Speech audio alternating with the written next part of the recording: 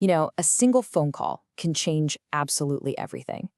And for Northern California, back in 1969, one specific call turned a brutal, seemingly isolated crime into the terrifying confirmation that a serial killer was on the loose. So today, we're diving deep into the Blue Rock Springs attack, the moment the Zodiac case, as we know it, truly began.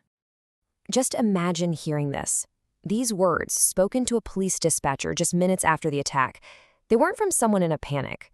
No, this was a calm, taunting confession from the killer himself. And with that one single sentence, he linked two horrific crimes together and basically announced his reign of terror. So let's set the scene. It's the 4th of July, 1969. The sky over Vallejo, California is filled with fireworks and celebration. But as all that celebration started to die down, the darkness in a quiet little park was about to become the backdrop for an absolute nightmare. At the center of this story, we have two people, 22-year-old Darlene Ferrin and 19-year-old Michael Mageau. It's just after midnight, so technically July 5th now, and they've driven to Blue Rock Springs Park. It's a spot everybody knew, a quiet, secluded lover's lane, perfect for just hanging out on a warm summer night. So they're sitting there in the car, and another car's headlights just slice through the darkness, pulling up right behind them.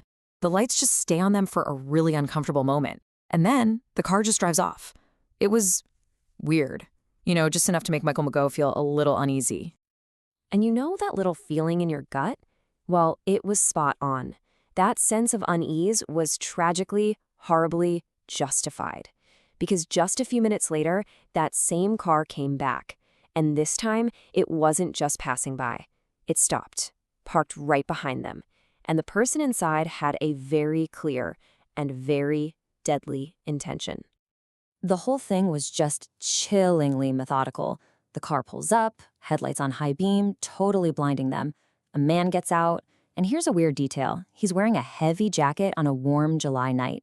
He walks up to the passenger side, shines a flashlight right in their eyes, and then, without saying a single word, he just opens fire. But what's absolutely bone-chilling is his composure. After shooting them, he starts to walk away. But then he stops, turns back around, and fires several more shots into the car, just to be sure. Then he gets back in his car and disappears into the night. But here's the thing. The killer, for all his cold calculation, he messed up. Big time. Because he left behind a survivor. And that survivor was about to give police the very first description of the man who would eventually call himself the Zodiac. I mean, it's just unbelievable that he survived. Michael Mageau was shot multiple times, but somehow he managed to crawl out of the car. A family driving by found him and called the police at 12:10 a.m. His survival was, frankly, a miracle, and his memory would become the absolute cornerstone of this whole investigation. So tragically, Darlene Ferrin didn't make it. She was pronounced dead when she arrived at the hospital. She was this killer's third known victim. The brutality of it all was just absolute. From his hospital bed, Michael Mageau gave police their first real look at this guy. He described the attacker as a heavy-set white man, probably between 25 and 35, with light-colored hair. Look, it's not a lot to go on, but it was a start. For the first time, this phantom had a face, however blurry. Okay, so this is where the story pivots from just a brutal, horrific murder to something else entirely, something much stranger. The killer wasn't just going to disappear. Oh no, he wanted credit. He needed to announce himself to the world. At 12:40 in the morning, that's just 30 minutes after police even got the call about the shooting, the phone rings at the Vallejo Police Department, and on the other end of the line was the killer himself. Just listen to the tone. It's so chillingly calm. He's not frantic. He's not bragging. He's reporting his own crime. Like he's just some guy who saw something. He gives the location, the weapon, and then he drops the bombshell. I also killed those kids last year. He wasn't just confessing, he was building his own myth, literally connecting the dots for the police. That one phone call, it was like the Rosetta Stone for investigators. All of a sudden, these weren't separate, terrible attacks anymore. They were the clear, undeniable work of one person. The police realized they weren't just investigating a murder anymore, they were officially hunting a serial killer. And now, all these pieces just started to click into place.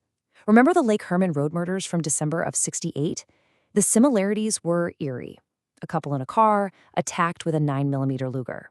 But police had no solid link. Well, now they had it. The final, undeniable piece of the puzzle came from the killer's own voice on the phone, taking credit for both attacks. You have to understand, this changed everything for the people living there. The fear was no longer about some random act of violence. It was about a calculating, taunting predator who was actively hunting in their communities. And the most terrifying part of all, he was just getting started. So, the Blue Rock Springs attack and that phone call laid the foundation. Investigators now knew, for sure, they were hunting a single person. But the question that would haunt them, and let's be honest, all of us, for decades to come, was just starting to form. Who was this man? This emerging phantom who would soon give himself a name that would echo through history. The Zodiac?